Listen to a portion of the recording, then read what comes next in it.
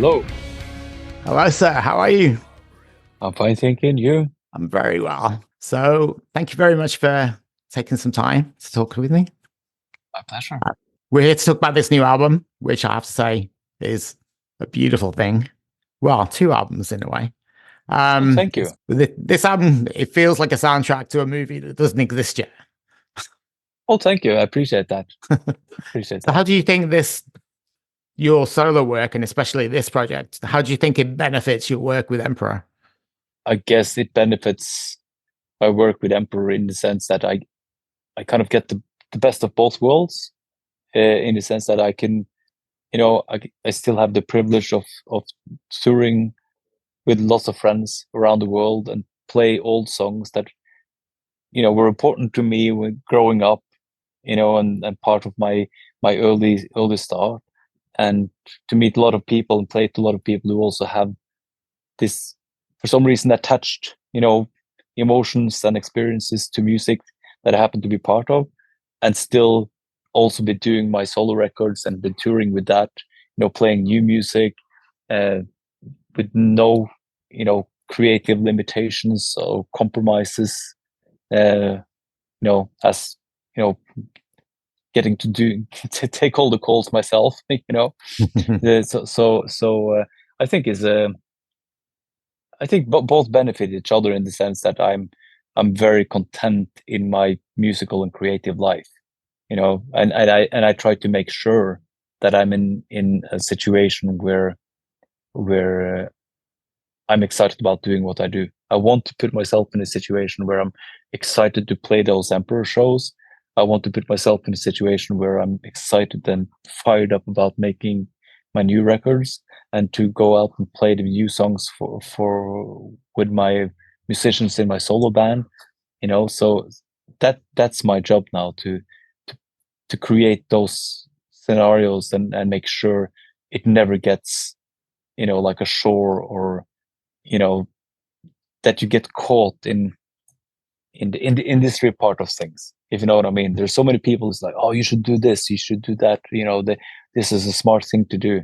I've always done the wrong thing, and I'm still happy. So Yeah.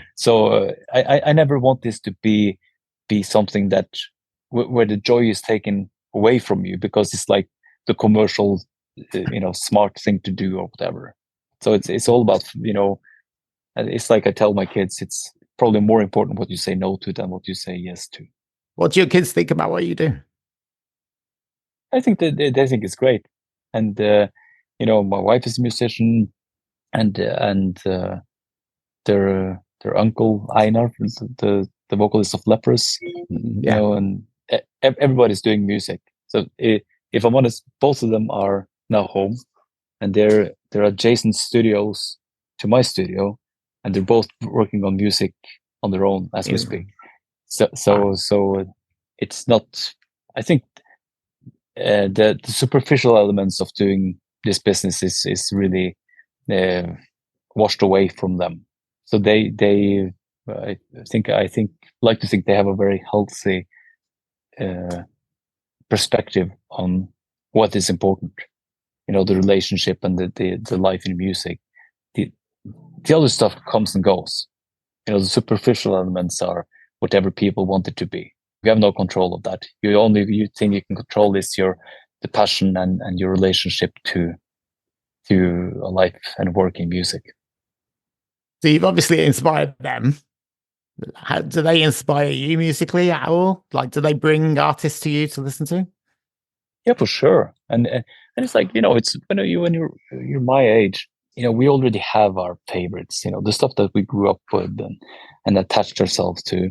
And then maybe those artists make new stuff, and it's like, oh, it doesn't make me feel the same way as when I was a teenager, which is kind of unfair, because it's objectively it's probably better quality, or more experience and all that. But at the same time, it's really more about what it made you feel like at the time. It's your own relationship to it that matters. But it's like when you work with music in the studio, and someone else who wasn't there before comes into the studio, it's like you're borrowing their ears. and suddenly in the same room, the same speakers, you listen to it in a different way, which is going to be very helpful when you're working on some new material. But in similar ways, like when my kids introduce me to new records or even artists that I've been into before but haven't really followed the trajectory of something new.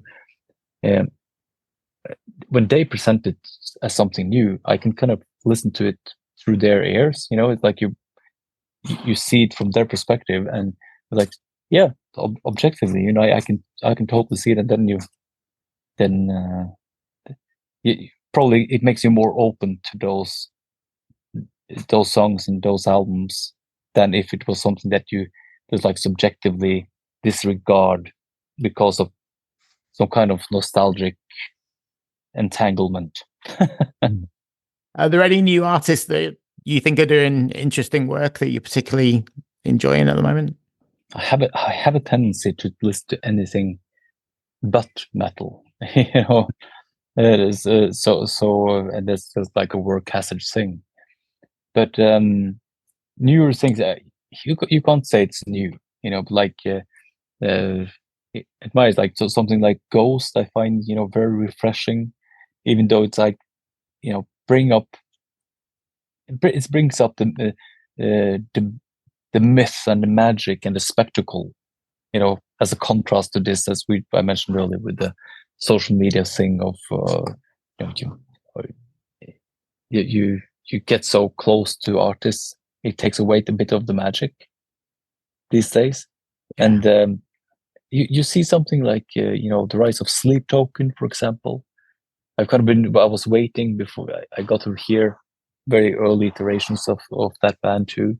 It's a joint label thing, and I've kind of been just waiting for, like, when will someone kind of merge the darker sides of like R&B and hip hop with doomy metal stuff, and then with the masked things and creating that mythology and otherworldliness. I think it's very interesting, and I'm glad to see those bands kind of grow and prevail. Yeah, well, Sleep Token seem to be on a very fast trajectory right now. So Very, very much so. Yeah, my musical taste is like a wide variety. I'll listen to, sometimes I'll listen to space noise just you've had a long career and you've taken all kinds of directions. Is there one piece of music or one album that you've made that holds a particular place in your heart still? I think there are many. They represent like different. They're like albums in between, and then they're kind of milestones. To me, I guess it's like, for me, it's like the second Emperor album, for example, Anthems, is I think it's the first like real album, properly is like written as a whole thing. The last Emperor album was kind of special for me because I kind of ended up doing that on my own. I would say the third Peccatum album that we did, I think, is a special thing for me. My third solo album is where I think I kind of ended up at a plateau, creatively, where was something refreshing to me. Then Arctis is for some reason special for me, and I must say, and of course everybody says that, but I think I'm just particularly proud of this latest record that I just released. Not because it's the newest one really, but it's just a sense of, I guess from the beginning I always have a sense of what I want it to be, and then by the time it's finished, for whatever reason, even though I did it the best way I could, it's like, okay, I hit the mark by 85%, or hopefully 90% of what I achieved. But this time it's like I've never been this close to 100% of what I wanted to achieve. It's not like listening back to a record like, "Oh, I wish I should probably have done that differently." It's like, if I'm honest, there's like no elements on this album that I'm second guessing, even now, almost a year after it was finished, and that's a good sign. It's a very good sign. So congratulations. You seem in a very good place at the moment. And as a fan, it's really nice to see you kind of pushing the boundaries still after all these years. So yeah. Well, again, that's what it's all about, and that's what. And if anything, as I was talking about, the most gratifying part of this maybe being all I learned, but literally at age 48 and having been doing this for the better part of 3 decades, to be working on this album, learning so much, adding so much to my toolbox, and being this feeling of excitement, and of course failure, and it was hard, and like I was doubting myself and everything, but like to see it through, and to kind of, I really felt I bit over more than I could chew. Sometimes I feel like I it was too ambitious, subjectively to me, but then to kind of see it through and see that all the hard work and extra effort really made a huge difference. It's somehow made me even more excited for getting into the process of the next album. And I'm not.